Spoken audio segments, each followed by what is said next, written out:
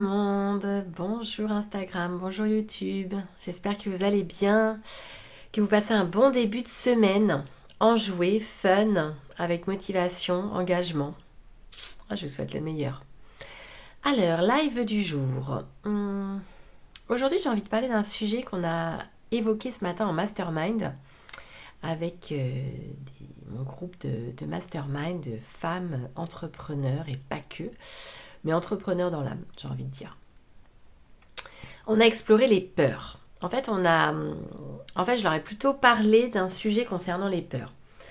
Ce que je disais, c'est que quand on a peur de quelque chose, au contraire, c'est le moment d'aller voir ce qu'il y a derrière cette peur. Pourquoi on a peur de telle situation, de vivre tel événement, de se retrouver dans telle situation, de vivre telle émotion. Et je dis toujours que quand il y a une peur, c'est là que ça devient intéressant. Pour un business, c'est là que c'est intéressant. C'est là qu'il faut aller explorer cette peur pour voir ce qui se cache derrière. En plus, la peur, pour moi, elle sera toujours là. Quand on tente quelque chose de nouveau, qu'on prend un risque, qu'on ose un nouveau projet, mettre en œuvre une nouvelle idée, on a peur. On a une peur qui apparaît. Et alors ? Ce qu'il ne faut pas, c'est que cette peur nous empêche d'agir, que cette peur soit un frein. Cette peur, on va l'affronter, on va la traverser, elle va nous accompagner et on va y aller.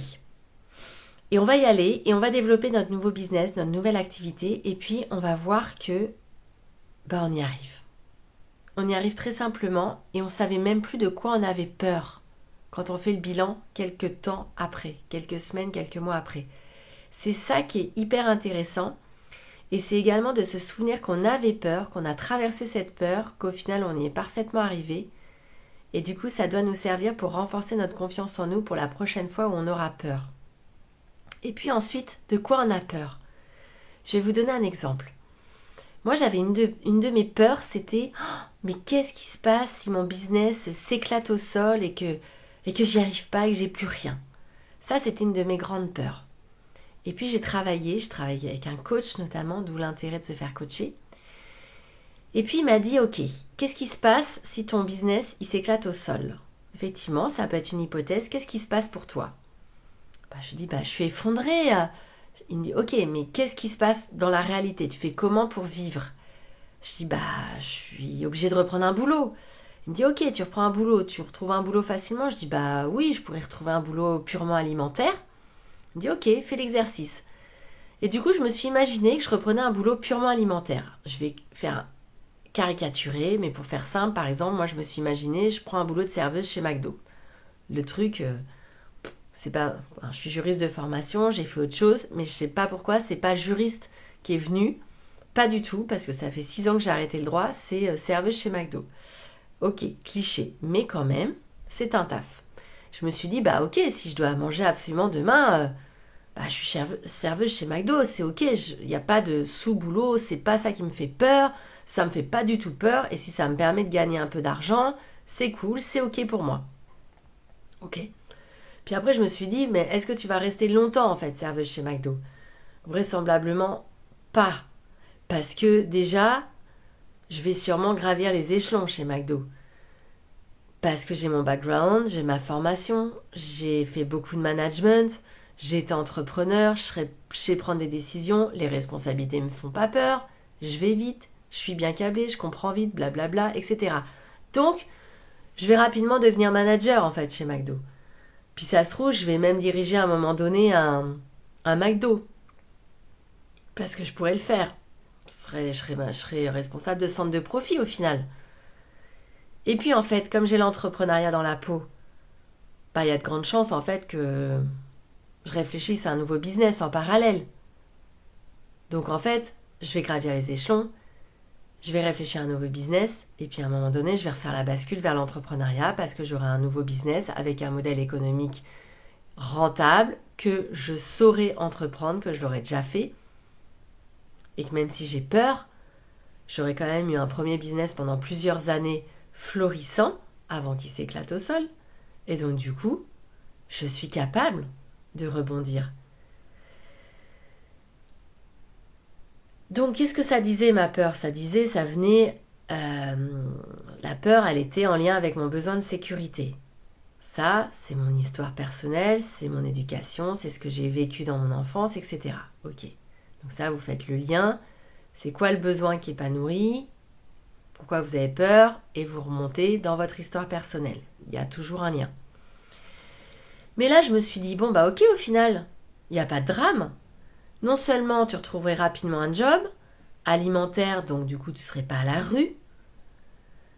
Tu pourrais subvenir aussi aux besoins de ta famille au même titre que ton chéri, peut-être pas à la même hauteur, mais tu pourrais participer. Tu prendrais rapidement des responsabilités parce que sinon tu t'ennuierais vite, etc. Et en plus, bah, vraisemblablement, tu auras du temps pour pouvoir réfléchir à un nouveau business que tu mettras en œuvre quelques mois après. Je vous encourage à faire cet exercice-là, il est très puissant. Je me suis sentie tellement bien quand j'avais fini cet exercice en me disant mais de quoi t'as peur en fait? Il n'y a pas de peur à avoir, de toute façon tu rebondiras, donc on s'en fout. Et depuis que j'ai fait cet exercice-là, j'ai vraiment lâché ce gros truc de et si ça marchait pas? Bah si ça marche pas, tu recommences. Et puis en attendant de recommencer, tu assures tes arrières si tu as besoin de nourrir ton besoin de sécurité et que c'est fondamental pour toi. C'est faisable. Et en plus, ça sera une super expérience parce que tu apprendras toujours partout où tu iras, quel que soit le job que tu fais, tu apprendras. Donc je me suis dit, en fait, ce jour-là, je me souviens très bien, c'était il n'y a pas si longtemps que ça, c'était il y a quasiment un an. J'étais à Majorque en séminaire et je discutais avec le coach du séminaire, en fait, du programme dans lequel j'étais. Et c'était au petit déjeuner, je me souviens. Et il est venu s'asseoir et il m'a demandé c'est quoi ta plus grande peur par rapport à ton business. Au petit déj, direct. Il était comme ça. Et ça a duré 5 minutes, c'était une super conversation, c'était rapide, c'était clair. Et moi, en un éclair de seconde, j'ai compris qu'il n'y avait pas de peur. Donc quand vous avez peur, je vous encourage à aller explorer cette peur. Qu'est-ce qu'elle veut dire? C'est quoi le besoin derrière? Et puis d'aller jusqu'au bout du raisonnement. Et si cette peur, elle se réalise, qu'est-ce qui se passe? Et finalement, c'est là qu'il y a des choses à explorer. Parce que c'est peut-être dans cette peur que vous allez trouver votre plus grande source de motivation pour faire avancer votre business, pour jamais vous retrouver dans cette situation-là. Et c'est ce qui va vous donner encore plus de sens à ce que vous faites, au-delà du métier pur. Pourquoi vous êtes entrepreneur? Donc j'ai trouvé que c'était des discussions hyper intéressantes ce matin sur les peurs. Et je leur ai dit maintenant, quand vous avez peur d'un truc, allez creuser.